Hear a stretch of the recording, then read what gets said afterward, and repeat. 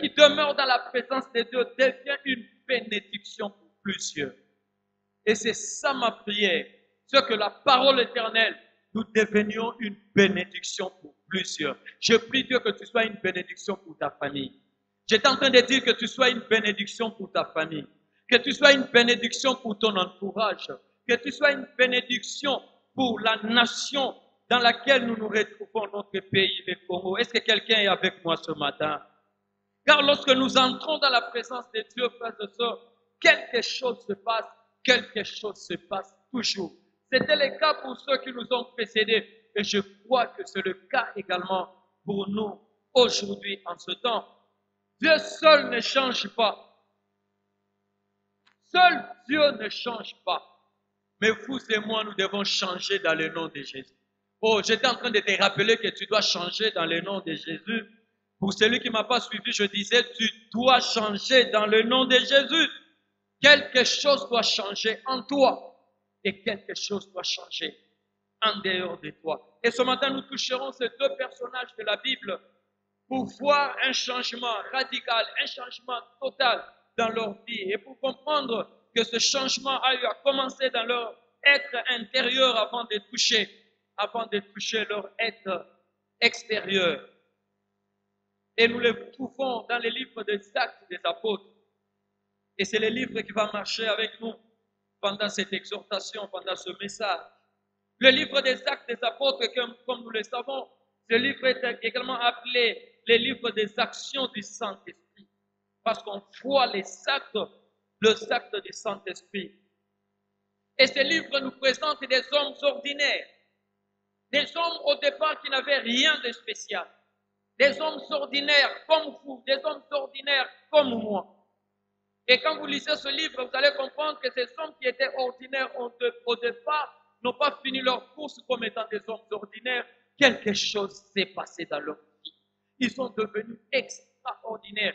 Dieu est passé par eux. Ils sont devenus des grandes bénédictions pour plusieurs. Mais au départ, ils n'étaient que des hommes ordinaires. Et la différence s'est produite à cause de la présence de Dieu dans leur vie. À cause de la présence de Dieu dans leur vie. Frères et sœurs, la présence de Dieu te prendra du point A et va te conduire à un point B. Et ta vie va provoquer un étonnement pour plusieurs. Il y a un changement qui se produit toujours lorsque nous sommes dans la présence de Dieu. Les deux personnages que j'ai pu toucher, Pierre et Paul. L'apôtre Pierre et l'apôtre Paul. Et quand vous lisez les livres des Actes des Apôtres, vous allez constater que ce sont ces deux personnages qui font vraiment l'actualité. À partir du premier chapitre jusqu'au chapitre 12e, là vous allez plus constater les actions de Pierre. Certes, on parle d'autres disciples, on parle d'autres apôtres, mais il y a un accent particulier sur la vie de Pierre. Et quand vous prenez le chapitre 13 jusqu'à la fin, jusqu'au chapitre 28e, vous allez constater, on met un accent sur l'apôtre Paul. Les deux personnages qui vont marcher avec nous ce matin, Pierre et Paul. Et je me suis posé la question de savoir qui était-il au départ afin de toucher leurs exploits à cause de la présence de Dieu. Premièrement, Pierre. Lorsque vous prenez Matthieu chapitre 4, le verset 17 à 20, Matthieu chapitre 4, verset 17 à 20, la Bible dit, dès ce moment, Jésus commença à prêcher et à dire, répentez-vous, car le royaume des cieux est proche. Verset 18, comme il marchait le long de la mer de Galilée, il vit deux frères, Simon, appelé Pierre, et André son frère, qui jetaient un filet dans la mer. Et la Bible dit, car ils étaient pécheurs. Il leur dit, suivez-moi et je vous ferai pécheurs d'hommes. Aussitôt, ils laissèrent les filets et les suivirent. Voilà ce qu'il était au départ. Il était pêcheur de poissons. Pierre. Si on peut actualiser la scène, on ne va pas retrouver Pierre dans la ville. Si on peut actualiser la scène, on ne va pas retrouver Pierre à Bandalungwa, on ne va pas retrouver Pierre à Gébé. On retrouverait Pierre certainement vers Maluku. On retrouverait Pierre à côté de la rivière. Et c'est là que Jésus l'a vu. Qui était-il? Il n'était qu'un simple pêcheur de poissons. Un simple pêcheur de poissons. Et je passe rapidement au deuxième personnage, l'apôtre Paul. Quand vous prenez Actes des Apôtres chapitre 8, le verset 3. Saul de son côté ravageait l'église, pénétrant dans les maisons. Il en arrachait hommes et femmes et les faisait jeter en prison. Voilà le passé de cet homme, voilà ce qu'il était. Si Pierre de son côté était tout au long de la rivière, il était pécheur. Paul, pour son cas, ce qu'il faisait était terrible. Il arrêtait les chrétiens, il les conduisait dans des prisons. La Bible dit, il ravageait l'église, pénétrant dans des maisons. Il arrachait des hommes, arrachait des femmes et les faisait jeter en prison. Un meurtrier, un homme mauvais. Certainement ceux qui nous ont précédés dans la gloire, qui ont vécu cette époque, il y en a qui sont partis avec un mauvais souvenir. Il y en a qui ont eu une image négative de cet homme. Un enfant dirait, c'est à cause de Paul que mon père est mort. C'est à cause de Paul que ma mère était partie. Un mort dira, c'est à cause de Paul que je suis mort. Un mauvais. Mais ce que j'aime avec le Seigneur, comme on va le constater, on va le voir, la grâce du Seigneur est encore disponible. La grâce du Seigneur est encore disponible. Il sait appeler les pêcheurs de poissons. Il sait visiter aussi les koulounas qui sont dans leur métier.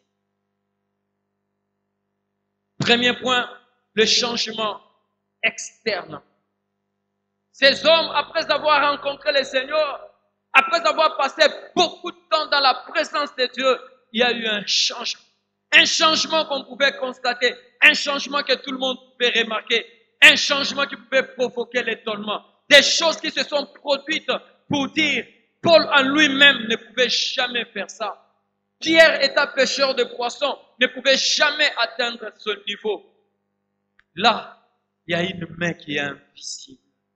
Il y a quelque chose qui s'est passé. Ça s'est passé où? Dans la présence de Dieu. Je prie Dieu, alors que nous allons demeurer dans sa présence cette année, que quelque chose se passe dans votre vie, dans votre être intérieur, que quelque chose se passe. Ainsi, vous allez produire des grandes choses. Quand vous prenez Actes chapitre 3, versets 2 à 8, une histoire connue, vous allez voir ce que Dieu a eu à accomplir avec l'apôtre Pierre. Il était avec Jean et ils ont trouvé cet homme qui a eu à passer beaucoup de temps sans toutefois marcher. Il était boiteux de naissance et ils ont prié pour cet homme. Nous connaissons l'histoire. Nous n'avons pas de l'or, nous n'avons pas l'argent. Quelle est la suite? Wow. Je disais, nous n'avons pas l'or, nous n'avons pas l'argent. Quelle est la suite? Voilà, c'est ce que vous avez dit. Nous n'avons pas l'argent, nous n'avons pas de l'or. Mais au nom de Jésus, lève-toi et marche. Lève-toi et marche. Et j'aime la suite. La personne qui n'a jamais marché, la personne qui a passé presque toute sa vie jusqu'en ce temps au même endroit, a pu retrouver un miracle. Oh, j'ai prie Dieu que vous soyez une bénédiction pour quelqu'un. J'étais en train de dire que vous soyez une bénédiction pour quelqu'un. Que Dieu puisse passer par vous pour qu'il y ait un miracle. Et quand vous prenez avec moi Actes des Apôtres toujours, le chapitre 14, versets 8 à 10. 14, 8 à 10. À Lystre se tenait assis un homme impotent des pieds, boiteux de naissance et qui n'avait jamais marché. Il écoutait parler Paul. Et Paul, fixant les regards sur lui et voyant qu'il avait la foi pour être guéri, dit d'une voix forte, lève-toi droit sur tes pieds. J'aime la suite. Et il se leva d'un bond et marcha. Oh, le Dieu de la Bible n'a jamais changé. Il agit encore jusqu'aujourd'hui. D'un côté, Pierre, Dieu est passé par lui pour que cet homme puisse marcher. Mais ici, dans le chapitre 14e, Dieu est passé par Paul. Un homme qui n'avait jamais marché s'est tenu sur ses pieds et il a eu à marcher. Frères et sœurs, lorsque nous nous laissons transformer par Dieu, Dieu passera par nous. Pour que quelqu'un qui n'avait jamais marché puisse marcher. Mon fardeau ce matin, c'est que tu sois une bénédiction pour la vie de quelqu'un. Actes des Apôtres, toujours, chapitre 9e, le verset 36 jusqu'au verset 41. Actes chapitre 9, verset 36 jusqu'au verset 41. C'est une histoire qui est connue également. Il est question de l'apôtre Pierre. Tabitha est décédée. Tabitha est morte. Normalement, on allait l'enterrer parce que c'était la fin de son histoire, comme nous le savons. Lorsqu'on meurt, c'est la fin de l'histoire. On va jeter ce corps quelque part. Mais à cause de ses œuvres, à cause de ses bonnes œuvres, les gens de la ville se sont dit, non, non, cette femme ne doit pas partir comme tout le monde. J'ouvre une parenthèse pour dire, il y a un temps où les bonnes œuvres vont vous réclamer. Alors que nous avons l'occasion, faisons de bonnes choses pour la gloire de Dieu. Elle était décédée. Au lieu d'être enterrée comme tout le monde, les gens de la ville se sont dit, non, cette femme ne doit pas partir. Elle ne doit pas mourir et partir comme ça. Et ils sont allés chercher Pierre. Ils ont eu à marcher pour aller chercher l'apôtre Pierre. Et de là où il était, il a reçu de la visite des hommes qui sont venus pour lui dire, non, non, non, tu ne dois pas rester ici, nous avons besoin de toi de l'autre côté. Tu dois nous rejoindre. Il y a une dame qui était importante pour nous. Il y a une dame qualifiée par ses bonnes œuvres qui est partie. Alors Pierre, viens prier pour elle. Viens prier pour que Dieu fasse quelque chose. Moi, je crois que si Dieu a eu à ressusciter cette dame, c'était pour la foi de Pierre, mais c'était aussi pour la foi des gens de la ville. Parce qu'ils avaient cru. Et Pierre est venu. Il a eu à prier pour Tabitha. Il a eu à déclarer sur Tabitha. Il a eu à prier. Et voilà, cette dame qui était partie a eu à retrouver la vie. Pourquoi? Parce que Dieu est passé par un certain Pierre. Celui qui était un simple pêcheur de poissons est devenu une bénédiction pour Tabitha, est devenu une bénédiction pour toute sa ville.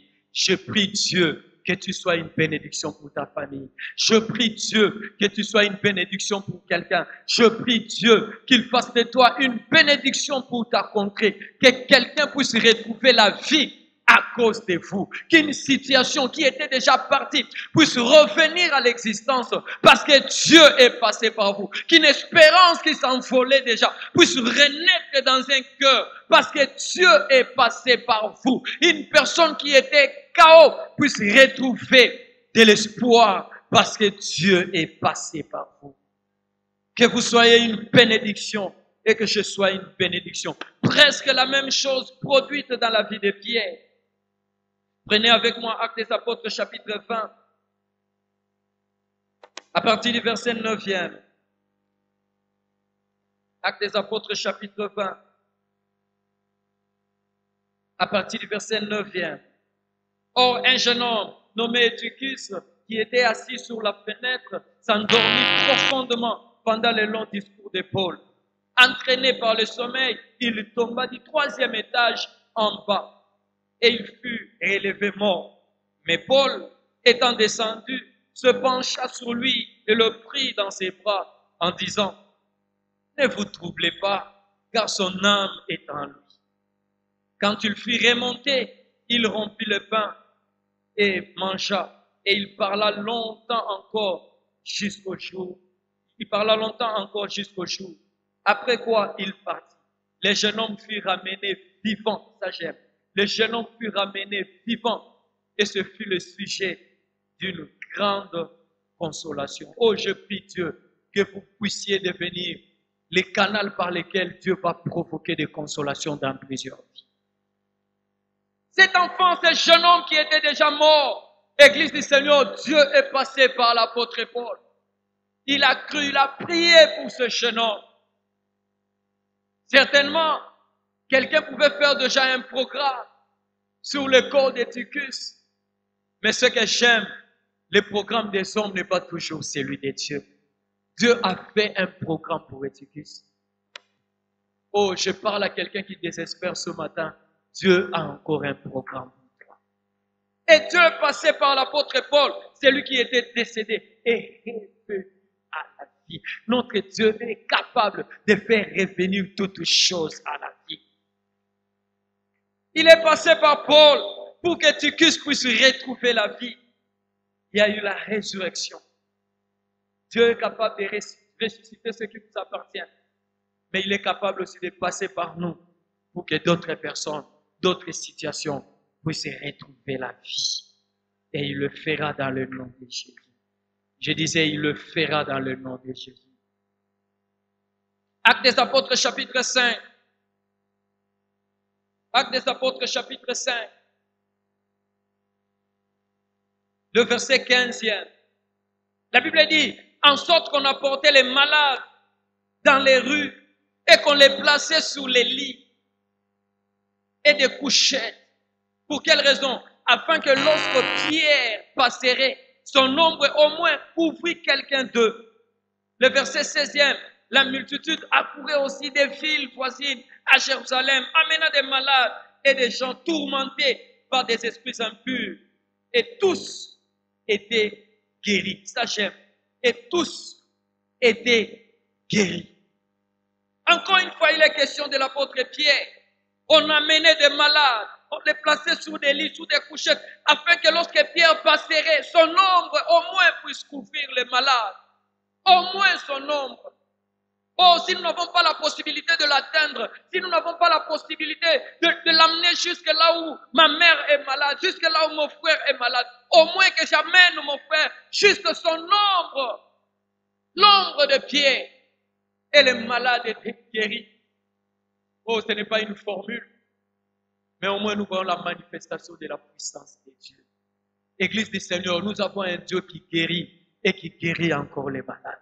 Je disais, nous avons un Dieu qui guérit et qui guérit les malades. Dieu est passé par lui. Pierre et son ombre a pu guérir plusieurs personnes. Prenez encore avec moi Actes des Apôtres chapitre 19 à partir du verset 11e. Et Dieu faisait des miracles extraordinaires par les mains de Paul. Au point qu'on appliquait sur les malades des linges ou des mouchoirs qui avaient touché son corps et les maladies plutôt quittaient et les esprits malins sortaient. Église du Seigneur, nous disons Amen. On appliquait même des mouchoirs sur son corps. Et lorsque les mêmes mouchoirs étaient appliqués sur le malade, Dieu produisait de miracles. Il y avait des guérisons. Même ceux qui étaient tourmentés par des esprits méchants recevaient des guérisons. Si déjà un mouchoir de quelqu'un, Dieu peut passer par là pour qu'il y ait un miracle. Lorsque vous allez imposer vos mains sur les malades, Église du Seigneur, il faut croire que dans le nom de Jésus, la guérison est possible.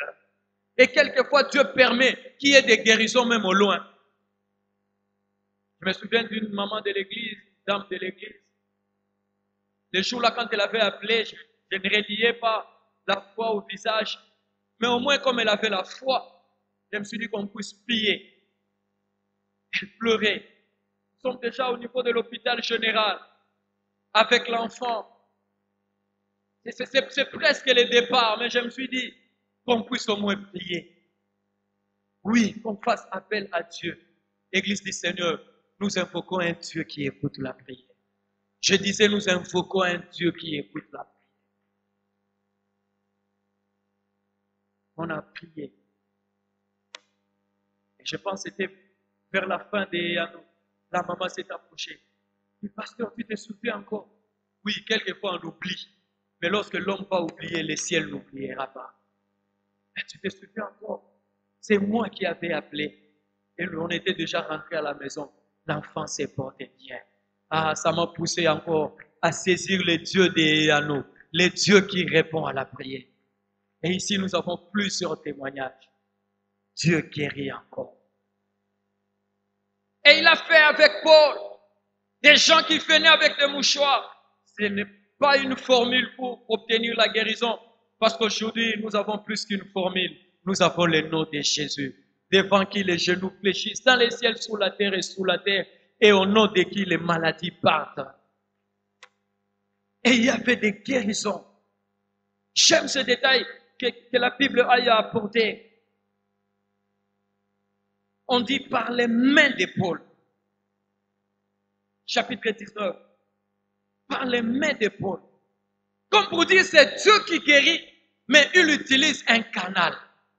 C'est Dieu qui opère, mais il utilise un instrument. Église du Seigneur, le Dieu tout-puissant, je dirais capable de toutes choses, aime passer par un instrument. Dieu aime passer par un instrument. Dieu aime qu'il y ait quelqu'un.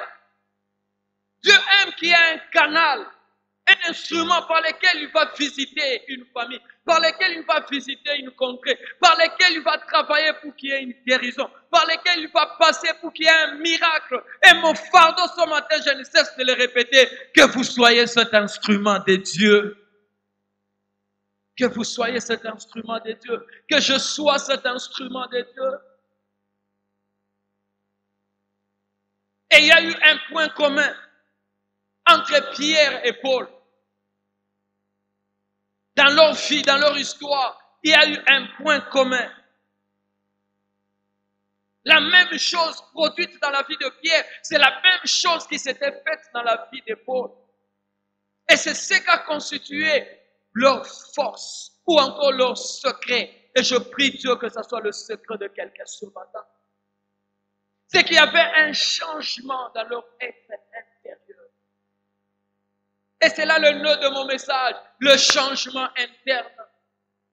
Église du Seigneur, avant d'atteindre le changement externe, avant que Dieu puisse passer par nous pour faire toutes ces choses, Dieu a besoin de faire un travail dans notre être intérieur. Le changement doit commencer dans notre être intérieur. L'abandon volontaire du péché, l'abandon volontaire du moi pour se laisser diriger par Dieu. C'est ce qu'a fait Paul, c'est ce qu'a fait Pierre. Lorsqu'il est visité, Pierre a laissé le filet, Pierre a laissé même son activité, Pierre a tout laissé, je dis bien, il a tout laissé et il s'est mis à suivre Jésus. On parlerait d'un chemin avec beaucoup d'incertitudes. Oui, par la foi, il a suivi Jésus. Il a tout laissé. Oh, je prie Dieu ce matin que Dieu donne la force à quelqu'un de laisser quelque chose pour suivre Jésus. Oui, de laisser quelque chose pour suivre Jésus. On ne peut jamais le suivre sans toutefois laisser quelque chose. On ne peut jamais le suivre sans toutefois laisser un système. On ne peut jamais le suivre sans toutefois laisser ce que vous aviez comme style de vie. On ne peut jamais le suivre sans toutefois renoncer à votre moi. On ne peut jamais le suivre sans se séparer de certaines choses. Pierre a accepté de se séparer et de suivre Jésus. La même chose avec Paul. Lorsqu'il est tombé, Actes chapitre 9, quelque chose s'est produit dans sa vie. Il y a eu un abandon total. Abandon de la vie ancienne qu'il menait. Abandon de ce qu'il trouvait comme gloire, de ce qui faisait sa force. Abandon de son orgueil. Oui, de son orgueil. Abandon de la vie du monde. Abandon du péché. Il est resté plus ou moins 3 jours alors qu'il ne voyait pas. Et pendant ce temps, Dieu a fait un travail dans son cœur. Dieu a fait un travail dans son être intérieur. Dieu l'a visité. On ne peut jamais demeurer dans la présence de Dieu et rester le même. Dans la présence de Dieu, il y a un changement qui doit obligatoirement se passer. Et ce changement, c'est d'abord dans notre être intérieur. Dieu veut d'abord toucher nos cœurs. Dieu veut d'abord nous changer. Dieu veut d'abord nous séparer de ceux qui ne lui donnent pas gloire. Dieu veut d'abord enlever des mauvaises choses en nous. Ainsi, il passera par nous pour faire des grandes choses. Saul est tombé. Son orgueil est parti. Parce que Saul signifie grand. Et les commentateurs disent, quand on parle du grand, on voit également cet orgueil. On voit cette capacité personnelle de réaliser des choses. Mais lorsqu'on parle de Paul, ça signifie ce qui est petit. Ce qui est petit. On voit l'image de l'humilité. On voit l'image de l'abandon total entre le Maître et le Seigneur. Oh, j'ai pris Dieu ce matin que quelqu'un puisse passer des sols pour atteindre Paul. Que l'orgueil d'une personne puisse tomber dans le nom de Jésus. Cet orgueil qui nous conduit au péché, cet orgueil qui nous conduit au mal, cet orgueil qui nous conduit à manifester la chair, mais que nous puissions revêtir l'image de Jésus. Accepter volontairement d'être petit. Oui, être petit devant Dieu. Être humble devant le Seigneur. Et ce que j'aime, il résiste aux orgueilleux et il accorde sa grâce à ceux qui sont humbles. Je prie Dieu que quelqu'un se retrouve parmi ceux qui sont humbles ce matin. Ils ont accepté volontairement de suivre Jésus. Oui, Pierre l'a fait. Dès le moment où il a abandonné les filets, il a abandonné la barque, il est devenu parmi les disciples. Il a suivi Jésus. La même chose avec Paul. Paul a eu à suivre Jésus. Certes, pour lui, ce n'était plus sur le plan physique, mais dans sa marche, dans sa vie, il a suivi Jésus. Ainsi, il est devenu un instrument entre les mains du Seigneur. Un instrument utile entre les mains de Dieu. Frères et sœurs, lorsque nous accepterons d'abandonner, nous deviendrons des instruments utiles entre les mains du Seigneur. Quelqu'un a dit, ceux qui ne se séparent pas du monde ne peuvent jamais croître en Christ. Ceux qui ne se séparent pas du monde ne peuvent jamais croître en Christ.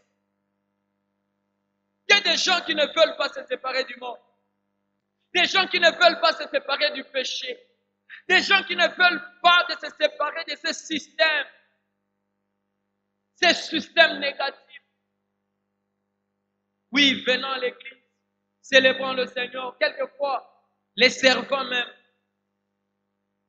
Mais dans leur vie personnelle, il y a encore des choses sur lesquelles ils se sont accrochés. Et il n'y aura pas moyen de croître. La personne qui n'est jamais née en Christ ne peut jamais croître en Christ. Parce que dans le monde de Dieu, elle n'existe pas. Ne peut croître que la personne qui a déjà reçu au préalable cette sémence de Dieu. Et c'est cette sémence de Dieu qui fera que vous puissiez évoluer, vous puissiez croître et vous deveniez un instrument entre les mains du Seigneur. La présence de Dieu nous transporte. Mais nous avons une part de responsabilité. La présence de Dieu nous change.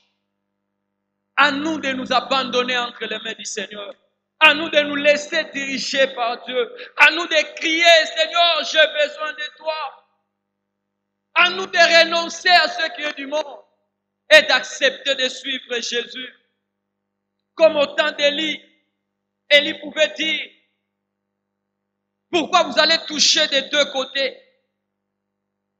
Alors Élie s'approcha de tout le peuple et dit, jusqu'à quand clocherez-vous de deux côtés? Il dit, si l'Éternel est Dieu, allez après lui. Si c'est Baal, allez après lui. Le peuple ne lui répondit rien. Le peuple ne lui répondit rien. Et ce matin, j'ai reçu mission de répéter ces paroles jusqu'à quand continuerez-vous à toucher Dieu.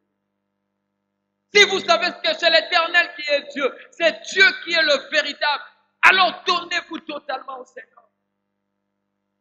Mais si c'est le péché, quittez l'Éternel, allez vers le péché. Mais si vous savez que l'Éternel est Dieu, confiez-vous totalement en lui. Donnez-vous totalement à Dieu. L'Éternel est celui qui vomira, celui qui sera tiède. Ce qu'il veut, c'est que nous puissions nous donner totalement. Pas une partie pour Dieu et une partie pour le monde. Pas une partie pour Dieu et une partie pour le péché. Un jour à l'église parce que c'est dimanche, mais pendant la semaine je mène ma vie. Non, il nous fait dans notre entièreté. Il nous veut dans notre totalité. totalité. Que nous puissions nous donner à lui tel que nous sommes dans notre totalité. Ainsi, nous deviendrons des instruments. Des instruments. Le même Jésus qui a fait un travail dans la vie de Pierre, le même Jésus qui a fait un travail dans la vie de Paul, c'est le même Jésus qui sait faire un travail dans notre vie. Il a touché des pêcheurs de poissons. Il a touché des pouloulans. Peu importe le niveau de votre imagination sur votre type de vie, si vous vous donnez totalement à lui, il va vous recevoir. Il va vous accepter. Et dans sa présence, il fera ce changement. S'il a touché un homme comme Saul de Tarse, devenu Paul, une grande bénédiction, je vais rassurer à quelqu'un ce matin, peu importe le niveau de votre péché, il va vous toucher, il va vous transformer et vous deviendrez un instrument. Si vous vous sentez inutile, comme ce pêcheur de poissons, auprès du Seigneur, vous avez une place. Il sait vous toucher. Il sait changer toutes choses. Inclinons notre tête.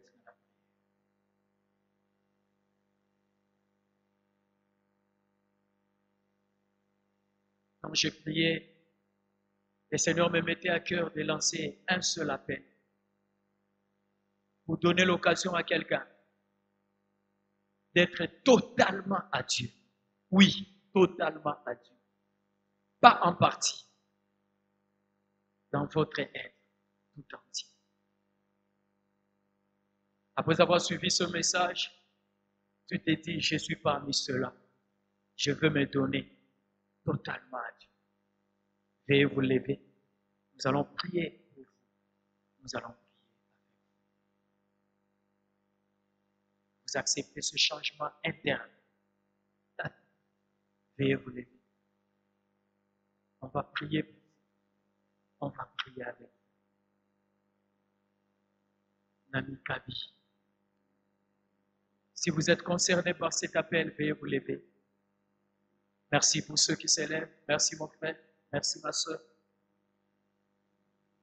Le même Jésus qui a travaillé avec Pierre, c'est le même Jésus qui s'est travaillé avec vous. Le même Jésus qui a travaillé avec Paul, c'est le même Jésus qui s'est travaillé avec vous. Merci ma soeur, vous qui vous levez. Merci pour ceux qui s'élèvent. J'insiste, ce n'est pas devant un homme, c'est devant celui qui vous a créé. C'est devant celui qui vous connaît, devant celui qui voit toutes choses. Oui, il nous connaît. Il connaît là où j'étais hier. Il connaît. Il connaît la totalité de ma vie. Y a-t-il quelqu'un ce matin qui veut répondre à cet appel de Dieu pour lui dire, je viens avec ma vie. J'ai eu à marcher pied dedans, pied dehors. Il n'y a pas encore eu un changement total dans mon être intérieur.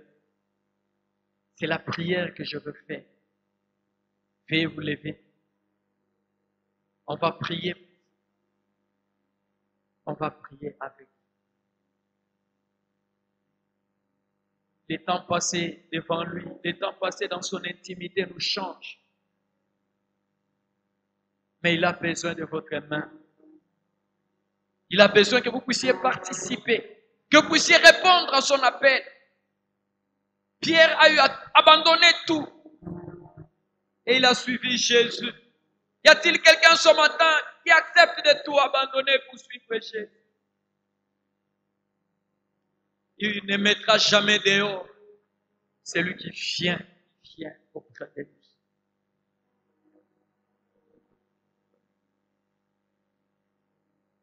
Je sens qu'il y a quelqu'un qui doit être debout.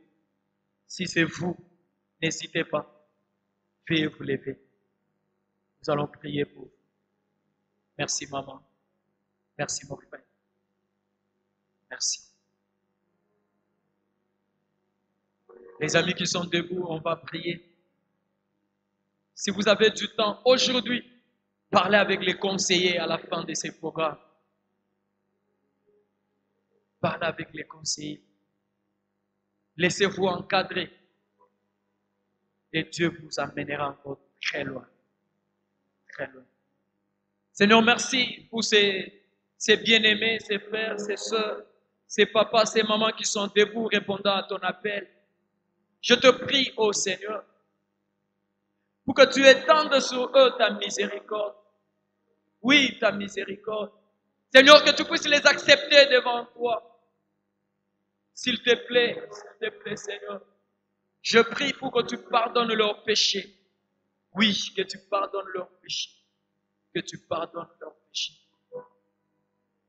Même lorsqu'il y aurait quelqu'un semblable à Saul, Seigneur, que tu puisses le pardonner. Que tu puisses le pardonner. Pardonne. Pardonne. Seigneur, donne également la force pour qu'il ne puisse plus jamais retourner sur la vie ancienne, mais qu'il te suive jour pour jour. Jour pour jour. Nous croyons au surnaturel. Nous croyons à la manifestation de ta puissance. Nous croyons en ton action dans ta présence. Raison pour laquelle nous prions, oh Dieu, pour que tu les touches, que tu les transformes, Seigneur, qu'ils croissent en toi et qu'ils deviennent des bénédictions pour leur famille, des bénédictions pour leur quartier, des bénédictions pour ton église, des bénédictions pour leur commune, des bénédictions pour ce pays, des bénédictions pour des nations, Seigneur. Oui, tu sauves des hommes négligeables, des hommes du peuple, et tu prends soin de les transformer et de faire d'eux de bénédictions pour plusieurs. Seigneur, fais-le pour ces bien-aimés. Fais-le dans le nom de Jésus.